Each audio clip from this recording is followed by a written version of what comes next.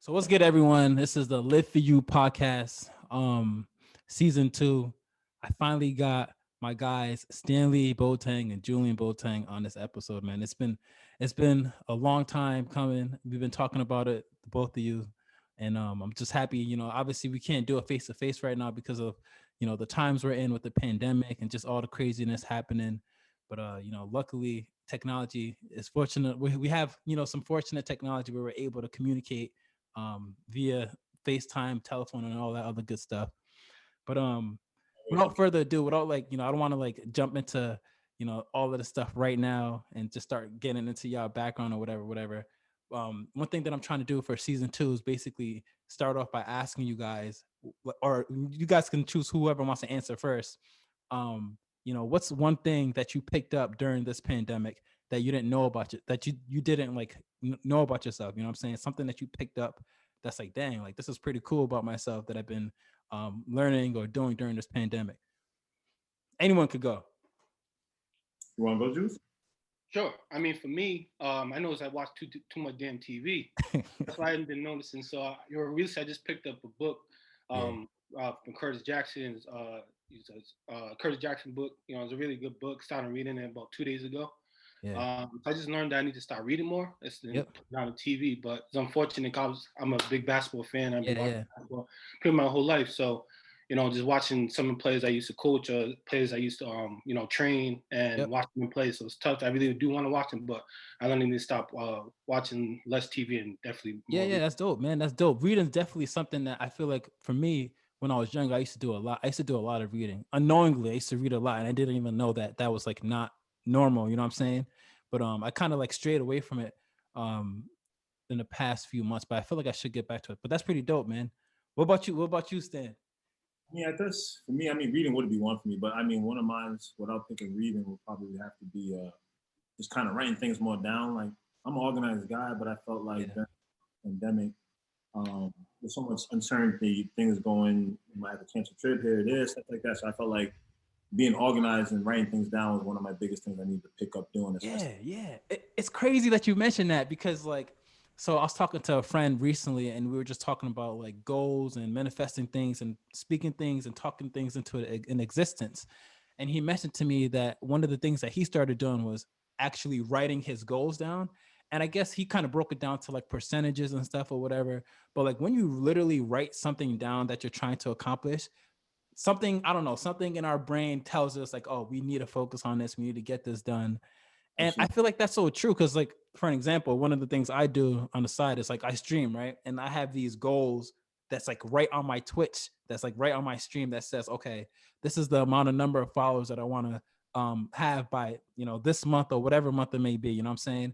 And it's like I'm conscious, I'm like aware, I'm consciously aware of like my goals and if I'm keeping up with it. So and like that's just kind of like a typing thing, but still kind of like jotting it down and being no, that's pretty dope, man. Thank you guys for sharing that. But so let's get right into the meat and guts of things, man. Like just for the viewers to know, I wanted to do a dual podcast with these guys. They're twin brothers, Providence finest, and I feel like they're dynamic and they have so much to say in regards to just kind of like youth development, college experience, a lot of things in the basketball world, and just kind of being able to mold into the person who you guys are today. And I feel like you guys have a lot to share. So I was like, yeah, I want to have them both on the show at once. So and feel free if I'm asking you a question or Jules you a question, y'all both can chime in for whatever.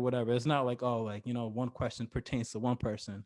But so the first thing I want to talk about is how'd you guys find like that purpose or passion in like basketball? Like where did that start from? When that passion with basketball, like where did that start from? Jules, you want to go first? Yeah, for me, man, I think it's the playground. When I was 13, that's when I really took it serious. Playing basketball, just watching like the players that I seen in the past. Play the game, and I just found a passion for it.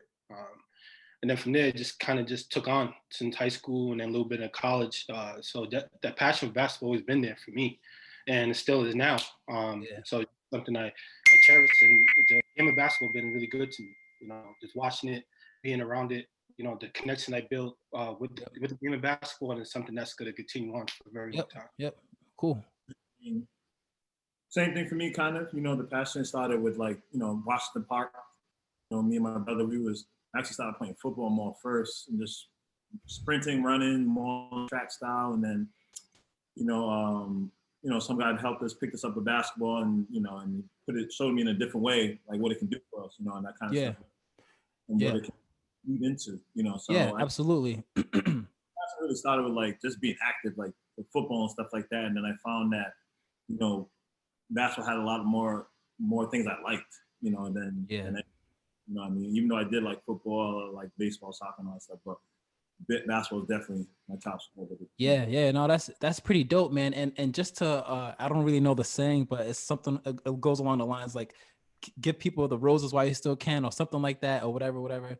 And one thing I feel like I never really got to explain or say to you guys too is that like my brothers, obviously I just kind of like watch them through all y'all friends, what I'm saying, all you guys were together and stuff and playing hoops, but there were some people who wanted to bring it to the next level, and I was conscious, I was aware of that, you know what I'm saying. And like seeing you play Stan, you played at Bellevue University. I think before that was Oaktown. Yeah, that's basically JUCO. Yep. And D1 my freshman year.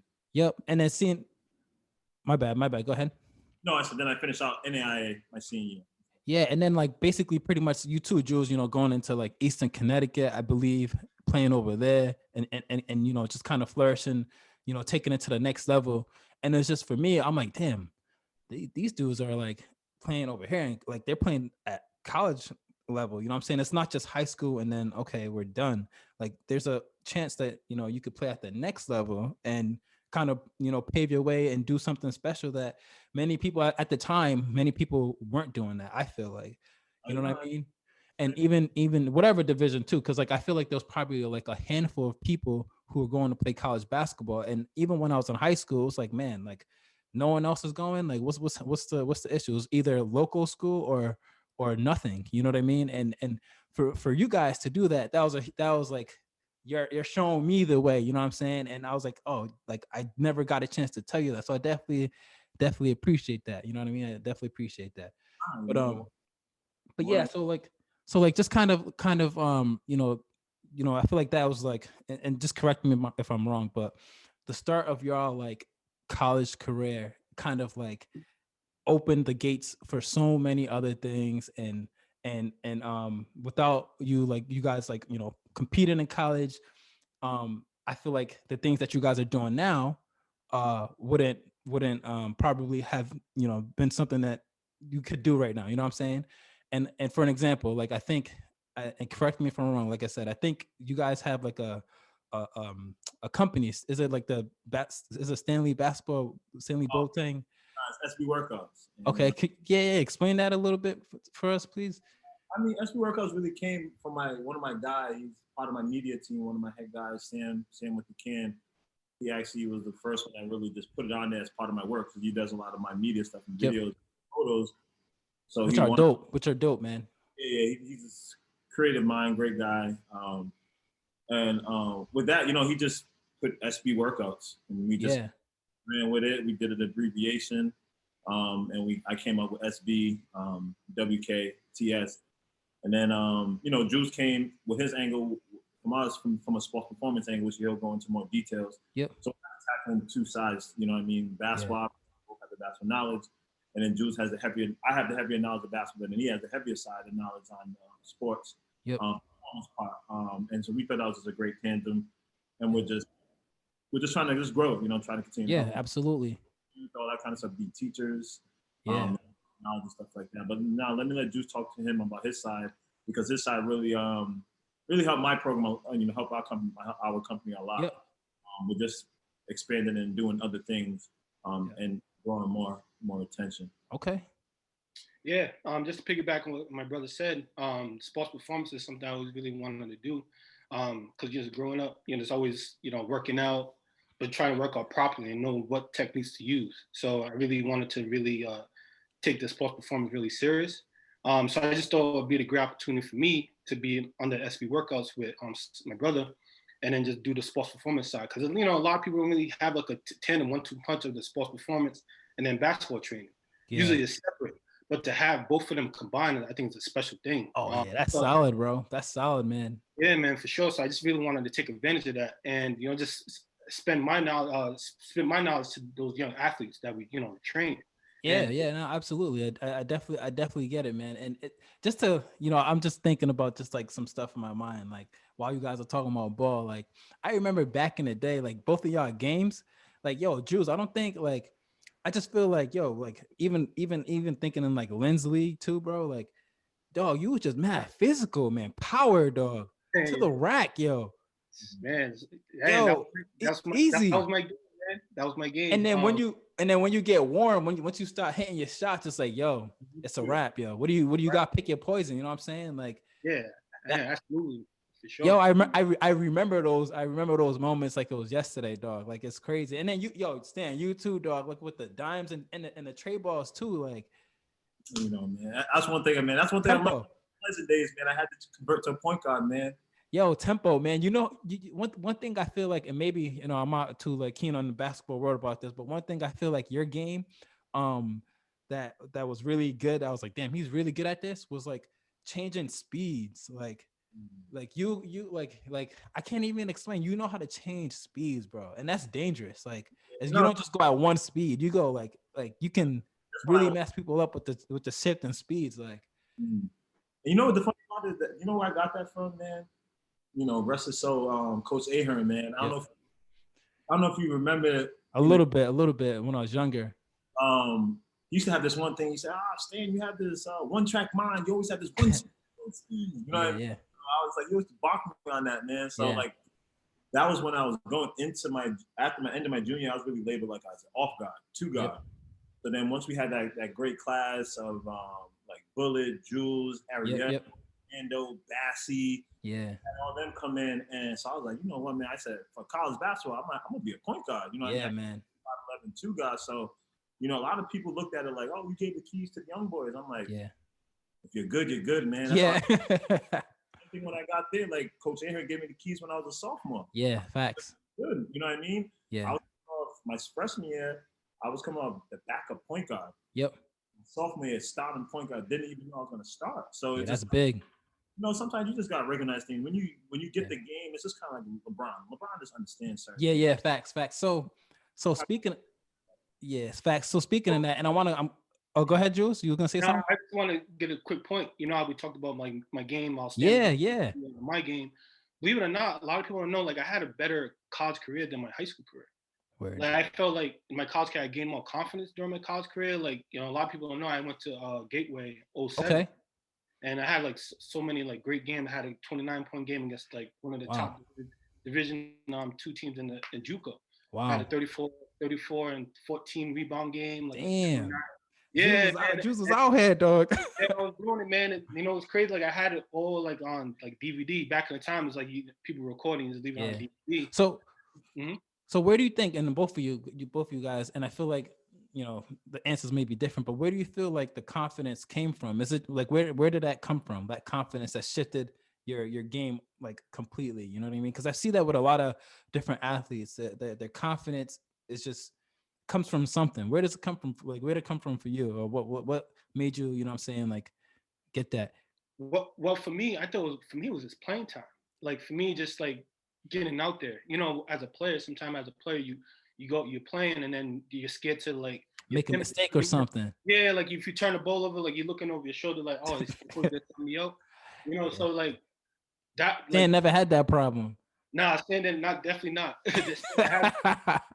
Like so I gained confidence like in college, man. Like believe it or not, like in high school, like my junior year I was all right. Like senior I gained a little bit of confidence. Like when I got into college, the confidence was just off the roof. So I just think to answer the question, I just think just more confidence, like more just getting out there and playing. Yeah. So I know you guys do a lot of like mentorship and talking to a lot of like students and skills development and all that. So like, what's one thing that you feel like that's different from the kids that you guys see, other than athleticism, because these kids are crazy. But what's one thing that you see today from the kids that you guys trained then, like, to compare to yourself years ago, that they have that we didn't, like, weren't exposed to? Like, what's that one thing? I mean, sheesh. I mean, the biggest thing is probably the social media. Oh yeah. The hugest thing. Just the fact that you can be anybody across the country can see you in the blink of an eye. Yep. Whereas then we had to ship DVDs, Yeah, man. VHSs. You know what I mean? Yeah. Really get on the phone and talk. Yeah. We had to do real visits. Yeah. So Yeah. I think that's definitely one of the biggest ones, man. And it's just everybody knows it's an advantage because back in the day when we was in Rhode Island, we was the smallest state. I mean, Yep. I'll still keep preaching this to the day I die. Yeah. I feel like a lot of my kids, a lot of my buddies that I grew up with, like the Ariels, the Dow, I Yeah. feel like players that probably Yeah. should have had, some pro careers. I mean, there's even guys that are older, like Corey Wright. Yeah. Yeah. Some of the guys still blessed us, like TJ Sorensen blessed us and stuff like that. Yeah. The opportunity to play pros, and there's other people that played as well. Yeah. But I just think that social media presented that exposure that Hell what yeah. we was in a small state, and I'm happy now that there are Rhode Island, Rhode Island. Yeah. A lot of looks, a lot of people are coming out of the cracks. Yeah. Like Enoch Cheeks is one. He was playing Yep. against my clients at in the Horizon. Yep. So stuff like that is just great to see. Yeah. No, that's true.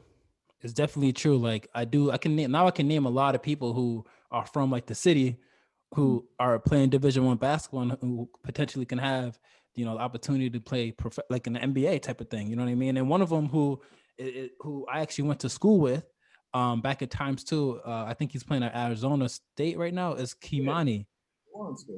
Yeah, Kimani, man, and he's a cool kid, like a smart kid, man, and he has so much potential, and I like when I see that, I'm like, yo, that's so dope, man. Like this dude who was mad tiny and like was just loving to play ball, all of a sudden is like doing this thing now. You know what I mean? So no, that's pretty dope. But I wanted to go ahead. Just a little bit, even like the training. Like we didn't have trainers back in our time. Nope. That played a big part. You got to think we was like working out by ourselves, or let's say just me and you working out, just shooting, and I'll like rebound for you, rebound for me. But now this generation, everyone has like a trainer now. So I think that was definitely the big difference for sure. Yeah, definitely. I see Cal working out everybody, bro. Like, you know what I mean? And that helps. Because we just had coaches and like you said, just people just going to the park and playing, like just doing stuff like that. But just to do a quick segue, I wanted to go back and ask you guys about this because I don't think I've heard much of this lately, and I wanted to see what the status was on it. Was this Play for Peace tour that you guys were a part of? Like, what's all that about, and like, what's the status on that?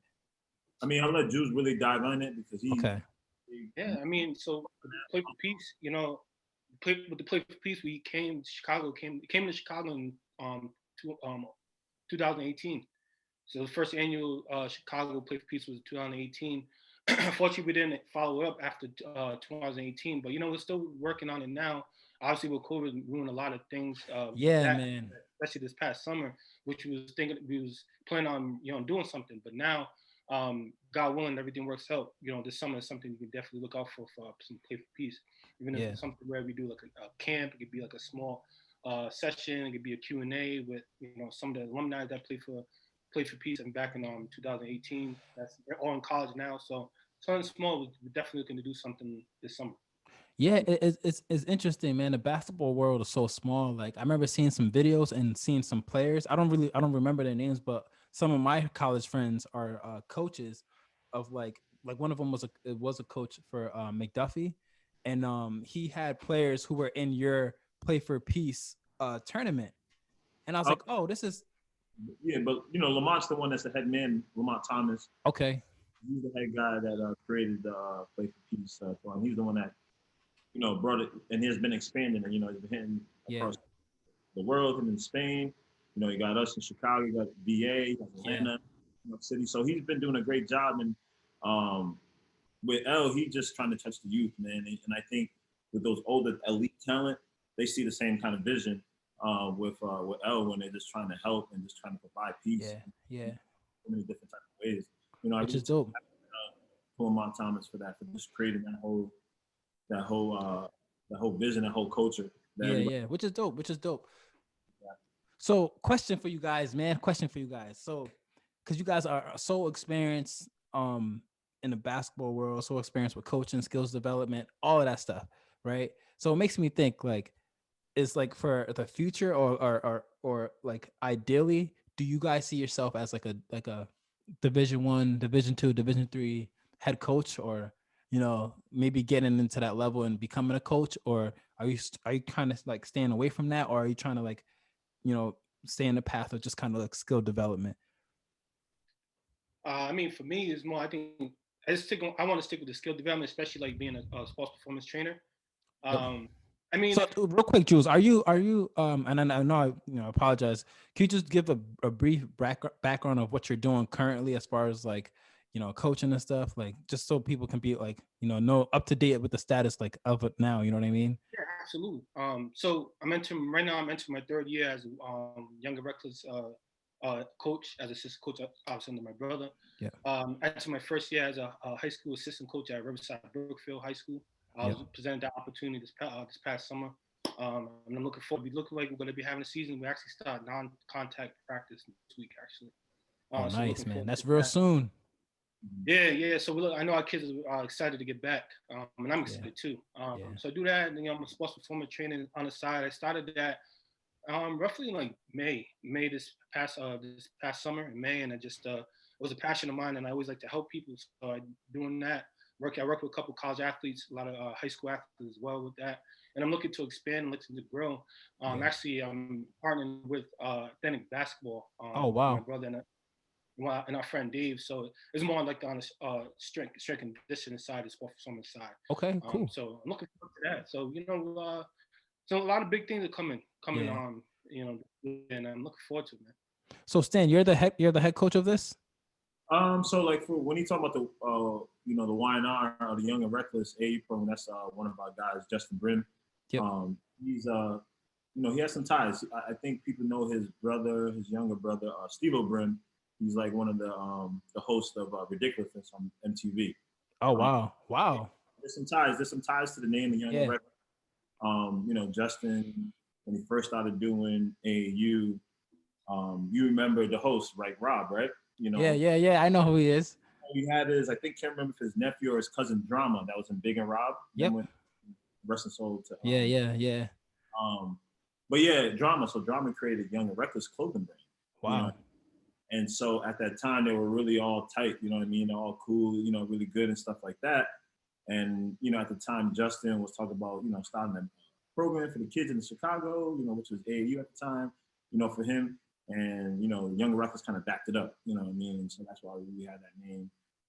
But yeah, so that part, I'm the head coach of, with AAU. Yep. I also coach as an assistant coach at the junior college level at Morton College, entering my fourth season there. And then I also do development. And then back to your question is like for me is just I'm just trying to create avenues. I got like 3 avenues that I like to look at. You know what I mean? One is and I do love development more than coaching though, but I do coaching for the X and O's because I feel like you can tie it both together. That's how I do it. Yeah, to see it, yeah. Together, like what offenses are they running? What actions are they doing for guards? What actions are the bigs doing? Now it's a little bit more positionless. I don't go away from posting up, but we still got to work on post up, and we also got to work on stuff off the dribble, handoff, dribble acts, all that kind of stuff. So with the X and O's part, I love staying in the game with that. So I can also just be able to make sure I'm doing my skill development side as well, make sure they're getting reps in those actions and stuff like that. Oh, that's dope, man. That's dope. Yeah, and then my other avenue is just I want to really build a facility that has the academic piece, the training piece, and just a one-stop shop for all that because I really want to still affect the youth a lot, And then obviously, Division I and college coaches, you only affect so many youth. Wow. Yeah. On average. Junior college is a little bit, where I'm at right now, I get to affect a lot more because the junior college gives you the wiggle room to not be constricted to see a lot of kids. So I'm enjoying this kind of avenue. Yeah. Not kind of, I am. The fact that I can be able to touch everybody. But then, my big, I won't even call it a dream, something I really want to get to and happen. I feel like to make it happen is get that facility. Yeah. But at the MBA and a really good Division I situation called, especially if one of my buddies takes a head coaching job and I see longevity. Yeah. on the sideline coaching. I mean, that's one of my biggest things. Is I just want to be under the right, Yeah. you know what I mean. So I want to make sure we're all on the same page. And that kind Two things that I want to bring up from what you guys just both said. One, I know I keep saying this, but I definitely have to do this. Like I have friends like who are really in the basketball world like you guys. Like one of them, he had like what you said, kind of he started a sports academy. It was Virginia Beach Sports Academy. Um and you know, I can talk more off air about that. And then the other one, he is the assistant coach to KD's dad's team or whatever. Like he works with KD's father and stuff in Virginia. So yeah, man, I got to pair you with these dudes because they're like in it like crazy, man. man, you know, a lot of people, and sometimes you know, people ask me if I know a lot of NBA ties and people. I have naturally be like, oh, no, I don't know anybody. But when I kind of really think about it, I know a lot more than I think. Yeah, yeah. And the second thing is I saw on a while ago, Joe Mazzulla is actually one of the assistant coaches for the Boston Celtics. Coach, the G League team, correct? Isn't he like one of the? He's just, I think, just strictly one of the assistant coaches at But Boston. he was coaching a G League team, though, right? Or no? I'm not sure if he was coaching the G League team, but I did see him on the staff as a coach.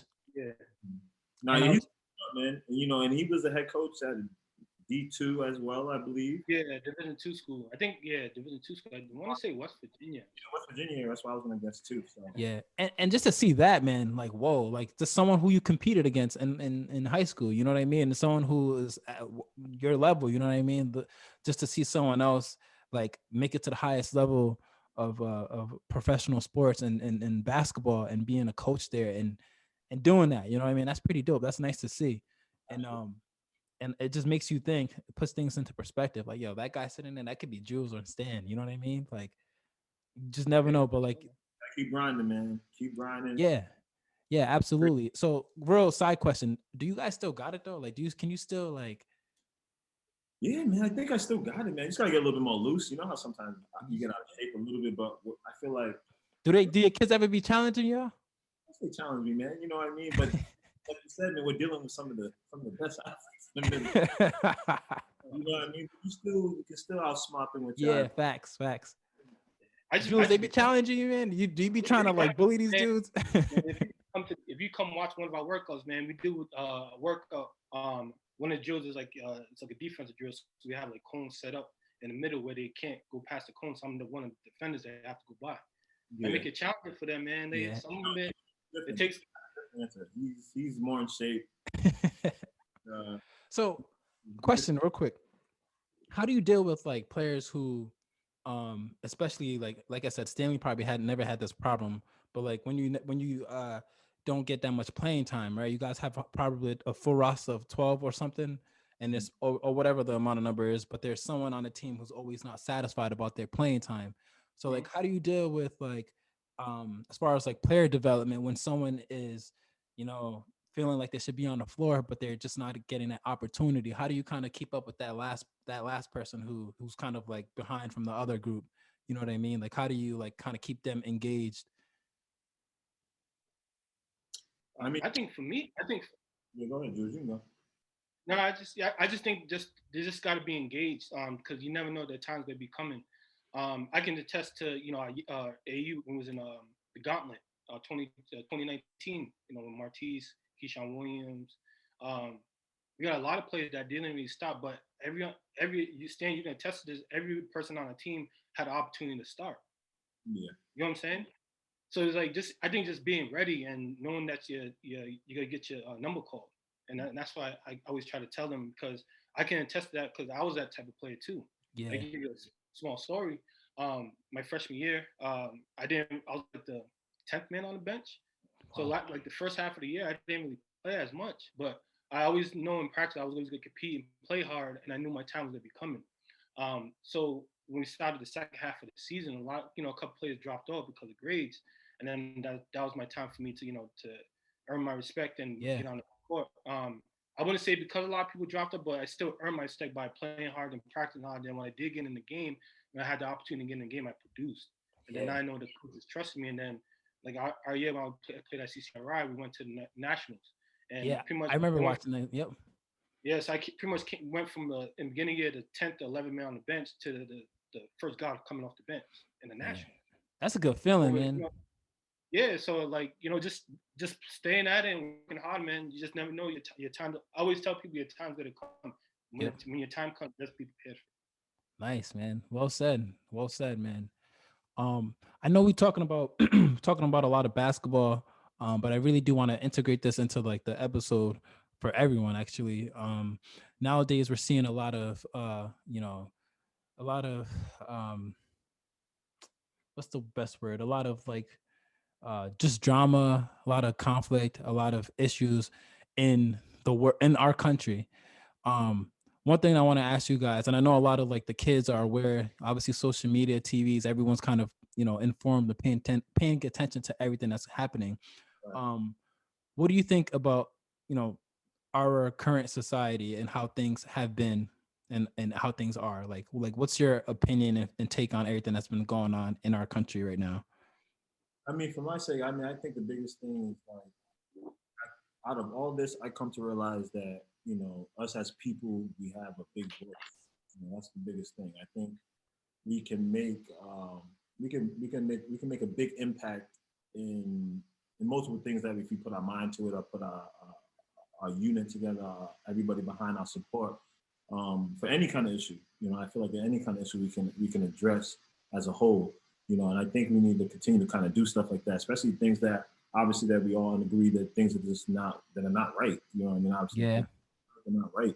And I think people need to continue to step up and talk about it, bring support. People need to corral and stay together with that kind of stuff and make sure, we find the right avenue to do stuff to do it the right way, and people avoid those situations happening again, I think that Yeah. was what I got, through this time of the, of what's going Yeah. on. Absolutely. You, Jules, or Oh yeah, yeah. I mean, I think we still have a long way to go in our society. Obviously, what transpired in the news yeah, each and every day. Washington and all of that stuff. Yeah, Washington, storming the Capitol, the thing that happened in Wisconsin. Hmm. Obviously, the guy got shot 7 Hmm. times. Luckily, he's alive. For him to tell the story. So obviously with George Floyd. So I just feel sometimes we take 5 steps forward, then we take 10 steps back. Yeah. So we need to get to a point where we're taking 5 steps, 10 steps, Yeah. 20 steps. So Yeah. hopefully, we get to that point. But I'm just trying to be optimistic. But Yeah. you Yeah. know, Absolutely, man. It yeah, it's nice to see that like people are actually aware and know what's going on. Like instead of people being like silent and not doing anything, it's like right in front of you. You can't even be silent about it. You know what I'm saying? Everywhere you go, someone's talking about it. um it's on the news, it's on our phones, it's we're aware with everything that's happening in our society. We're and we're on shutdown, you know what I'm saying? So like everyone's kind of paying attention more. So it's really important, that everyone is bringing attention to like racial injustice, or just kind of like just being treated differently for like African Americans, and just the even with the president and former president and things that he had said and done, and just the fact that everyone's like kind of aware and has some sort of voice or opinion to be like, you know what, that's not the right thing to do, this is the right thing to do. Knowing your right from your wrongs, you know what I mean? And that's the most important thing, I feel like, that that's been kind of coming out of this, that people are actually communicating and are aware of what's actually happened, despite everything that we all have going on in our lives, whether it be work, basketball, train, everything, anything, so that's cool, man. That's cool. But I definitely, I don't want to take too much of your time, but before we do kind of conclude this podcast, there's a few questions that I want to ask y'all. Okay, back in the day, why Stan, why? Me, I'm always like, Damn, bro. I just said back in the day. So, okay. Back in the day, simple questions. Who would have won in high school? Let's say, who would have won in a one-on-one, you or Jules? man. Unfortunately, I would say back in high school, I'll give it to Stan. Okay. Early. Okay.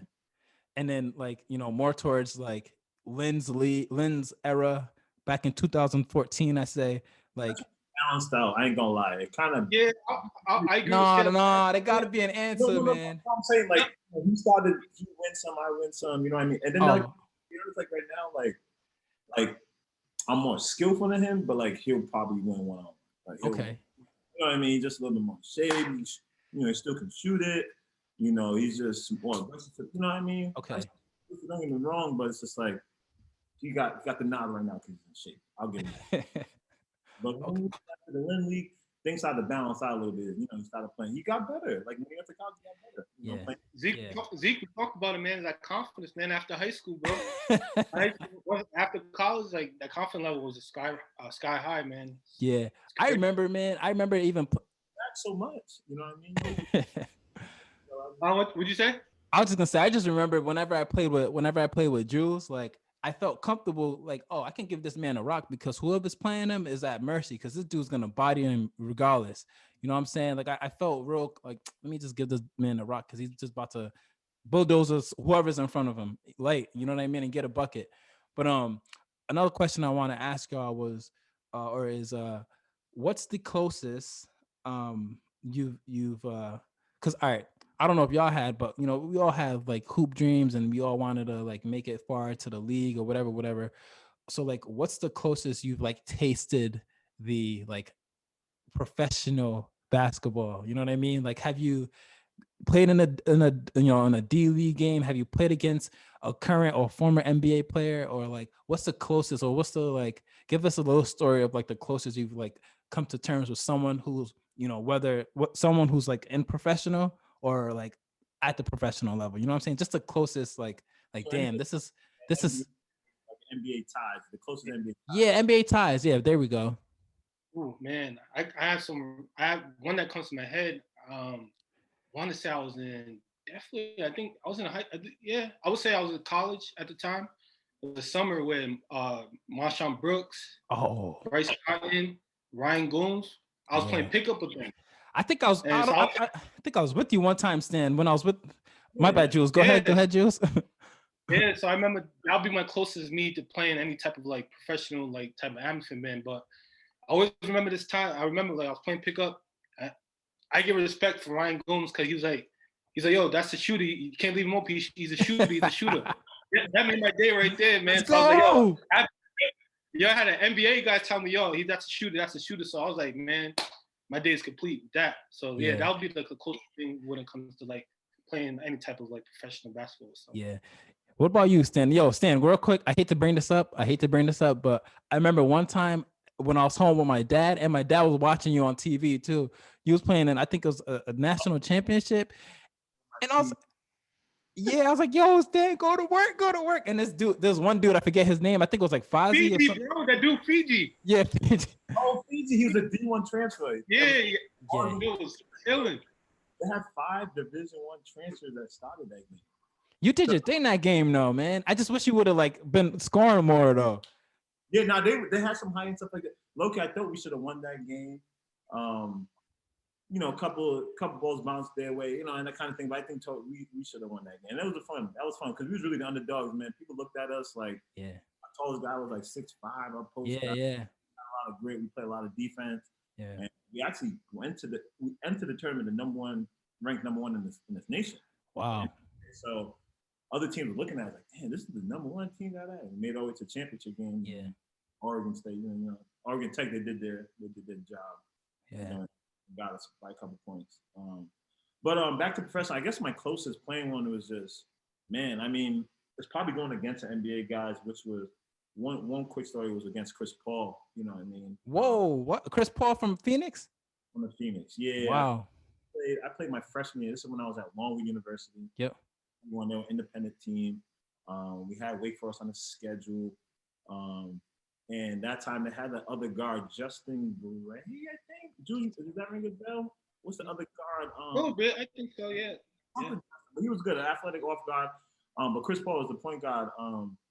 And then when I got checked in early that game too, because I usually don't get a lot of minutes. I got checked in. I think they were taking care of us kind of early. Or like our coach wanted a new look for the point guard. Yep. I I mean, it just took 2 plays to know that dude was gonna make it to the NBA. It took 2 plays, man. There was one play where they got a rebound. They actually, I think he got the rebound, and I picked him up kind of early, and he was just use his IQ, man. He was just weaving me through the screen while the big guy is still rolling. And at the time, I thought it was an illegal screen. So he's, but you can legally do this as you can still weave them as use it as a kid. And he was just made me look silly. You know what I mean? That's crazy. And he had another high IQ, like off the pick and roll. I never thought he saw it and hit the big guy for a dunk. So that was like my closest to like I was kind of playing. Now, you know, obviously I played a little bit in Mexico, but But another one that's on a side note, that was another thing was like, I don't know if you know who Rosalind Gold is. Say his name again. Rosalind Gold. She's a TV analyst. I think I've heard his. She has like new shows and stuff like that. And there's like a quick side I randomly just ran into her in Dubai, man. Wow. You know, so you know, we kind of clicked like that, but I never knew because she started off as one of her big gigs was working for the Golden State Warriors as their color. So I know who she is. Yeah, I know who she is. Yeah, exactly. Drake and all that kind of stuff. Yeah. Starting out to TNT, and then like now she's just doing her own. She's doing. Yeah. Wow. I remember we randomly met in Dubai, and we was like our plane. So we was on this flight where it was heading to New York City. She's from Queens. She was heading we're heading to New York, and at the time it was a big snowstorm. So far was in from Dubai. Yep. Come back around and go back to Dubai because they're not accepting no planes in JFK. So then, you know, when we landed, I didn't know who she was at all. You know what I mean? So I landed. She went to this line. There was one line, shorter lines. I followed it to shorter line just to like because it was a shorter line. And then we was waiting one guy's in front of us, and then we just kind of just started like talking about. I went to Stanford. I'm like, oh, that's what's up. That's what happened. So let's play the year. She told me I played the Nigerian national team. I'm yeah. Never, you know. Hold this conversation. I'm looking at him like, I don't know, man. I just never seen it. I'm a basketball dude. You know what I mean? I'm not saying I know all about the females, but I know fair shit. And then, you know, to speed up the story a little bit, you know, they accommodated for hotel rooms for everybody that missed their flight. So, you know, me and her kind of clicked. We had some good convo. I talked about my college, you know, talked about her playing days. And then, so we ended up like just kind of clicking. And so we continued to spend the whole day together, just, you know, just like travel buddies, whatever. Yeah. We ended up doing a tour together. And kind of clicked. Just really, really good, man. She's a superb woman. She's a great person. Yeah. And you know, I just never knew, like, you know, I never knew who she was. And then one time one of our stops was at the beach, and so we stopped at the beach, and then we had this video. She was on Instagram. She's like, oh, you want to get on my Instagram? I'm like, sure, whatever. You know what I mean? Yeah. She's like, oh, we're on the beach, Dubai. She said, we're on Dubai. I met a new friend, Stanley. Blah blah blah blah. And then she said, what's your ad name? So I gave her my ad name, not thinking anything of it. Yeah. You know, she puts the ad name, and then literally 5 to 10 minutes, my phone is vibrating, bro. Damn. Messages. I'm like, so I'm not trying to be rude because I'm still talking to Rosalind. We're still having great talks. And then, so she said, oh, I'm going to get something to drink, or we're going to the restaurant, something like that. So I finally did check my phone. All the coaching buddies and my buddies like, how do you know Rosalind? That's crazy. I'm just like, so who's this? Like, who is? I just bring, I look it up, verified check. I'm just like, oh, yeah. Oh, so she was really, that's. Oh, she was really speaking the truth. That's dope, bro. Damn, that's a great story, man. It's one of those kind of trips, man. But that was like my really close to the NBA. It's just no, that's dope. That's dope, man. We talk about each other randomly. So to be, big success for her. I'm really happy. Yeah, that's dope. That's dope, man. And then last question for y'all, man, is, and you guys can choose whoever wants to answer this question first. If you can compare your brother's game to any, past or current NBA player, who would that player be and why? I can go first real quick. I think real quick it jumps in my mind, and this is in his prime. Yep. Some strange reason that jumps in my mind is like Rashad McCants. Yep. Just because of his aggressiveness. Yeah, he was a beast back in the day. Oh yeah, he was a beast. Even in the prep school league. Yeah. He was in the NEPSAC, so he did. UNC, right? UNC. He went to UNC, yeah. You know, and so he's just one of the guys that kind of jump out real quick, Yeah. really shoot it. Yeah, man. He was. I remember him from on the Timberwolves doing his thing, early on. Okay. What about you, Jules? Yeah, I mean, for Stan, believe it or not, I'll say Chris Paul. Oh, You know how you discuss about your change of pace. You know, Chris Paul is known for his change of pace, and that's yeah, you know how I look at Stan's game in his prime. yeah. Tough guard. Chris Paul was tough. Stan was tough in college and high school. Cerebral too. Yeah, Yeah, smart. You know, yeah, know how to make the right plays, get people involved, and you know, making winning plays, man. You know, yeah, Chris Paul makes winning plays. And, you know, Stan obviously made a lot of winning plays back in '03 when we won the yeah. big tournament. Yeah, yeah. You know, Rhode Island's best, pretty much the best public school. Actually, you know, pretty much the best Rhode Island high school team. Say it, man. In '03. Yeah, Yeah, man. We were the best team. Kilties, baby. I know the whole high school guys don't have something to say about that. We did our job. They did it. Hey, they didn't do their job. We did our job. Yo. We pulled the shit. We'll meet you in the finals. Yeah, we looked around. We ain't see y'all. So, all right. Thank you, GP. Thank you. Yo, we're that's dope. That's dope. But nah, man, yo, honestly, you guys are doing so much, man. Like, you know, I know we don't talk every day, but you know, seeing everything that you post, you know, just kind of keeping up that way, I get motivated and inspired by that. You know what I'm saying? And like, you know, this living for you, like you guys are doing exactly that. You're like living your own lives, but you're being of service to others, and you're making an impact on this world, man. And you know what I'm saying? Just continue doing what y'all doing. Always, you know, if you need a phone call, hit me up, whatever. You know what I'm saying? We can always communicate and talk. But I definitely appreciate dudes, you know, taking the time to be on the podcast and just chat for, you know, the time that we had. And hopefully in the future we can meet in person and do this in person. Person one, man. You know, we got to do one in person. Yeah, we got definitely got to make that person. But yo, Zeke, before we go, I want to say a point. Yep. For anyone that's anyone that's gonna be listening to this or watching this video, I just want to say one thing, that whatever you plan on trying to do, don't be scared to go outside of your limits. What I mean by that, I can say a small example for me. You know, making that next step to, it's not no knock on Rhode Island. I just knew like I always wanted bigger for myself. So just coming to Chicago, you know, 2 years ago, not knowing what I'm gonna be expecting, and you know, I just took the leap of faith. And you know, obviously things are going well for me right now. But just whoever's watching this and whoever's gonna be listening to this, just don't be scared, man. Like if you wanna accomplish something or you feel that you need to make moves to better your life, to do it. Don't hold back.